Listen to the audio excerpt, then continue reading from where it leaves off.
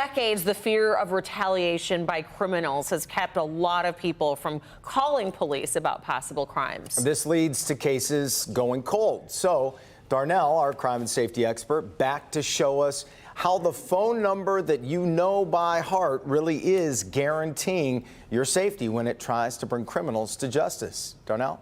Yeah, that's right, Jay. We're talking about Crime Stoppers of Michigan. Starting in 1993, Crime Stoppers has been trying to bring criminals to justice through the help of anonymous tips from those who may have been afraid to step forward in the past.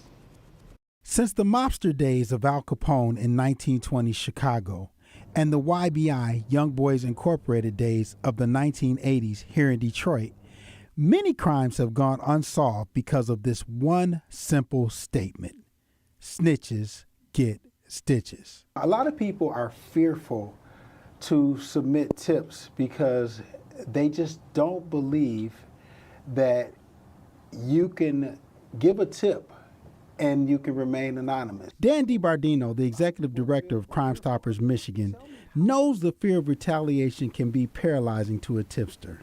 When you are fearful, when you are afraid for your own safety, when you're afraid for your property, when you're afraid because you just don't want to get involved, maybe you're afraid because you have children and you don't want to have anything happen, so forth, then we're the alternative. Dan knows how crucial anonymity is to overcoming fear. But if one person ever is identified as a Crime Stopper tipster, this whole program, which is in 22 countries, falls apart like a house of cards. The core of the program is anonymity. In the last 6 years, we have taken in 42,000 anonymous calls through 1-800-SPEAK-UP or through our website. Not one of those tipsters, not one of the 42,000 have ever been identified. So how does this process work? A tipster calls or sends an email. An operator issues that tipster a 5-digit number. The information is then dispersed to the appropriate law enforcement agency for investigation. Law enforcement agencies evaluate the tips and classify them in one of 3 categories: worked and didn't lead to anything, worked and redundant information previously given and didn't lead to anything, or caused an arrest. If the tip causes an arrest, the information is passed on to a reward court. The reward court then decides how much money to issue the tipster. The tipster follows up and is given local bank information with times and dates to pick up the reward. The tipster goes to the designated bank and asks for the branch manager.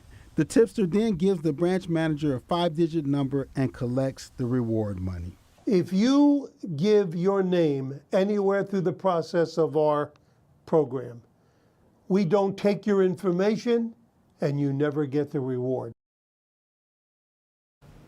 Yeah, Dan says that even if you start the tip with any info that can connect you or be used as an identifier, like, hey, my neighbor is, they will not take your tip and you won't be eligible for any type of reward money. So coming up at 7 on Local 4 Plus, we're talking to the families of victims who needed to even understand this process as well.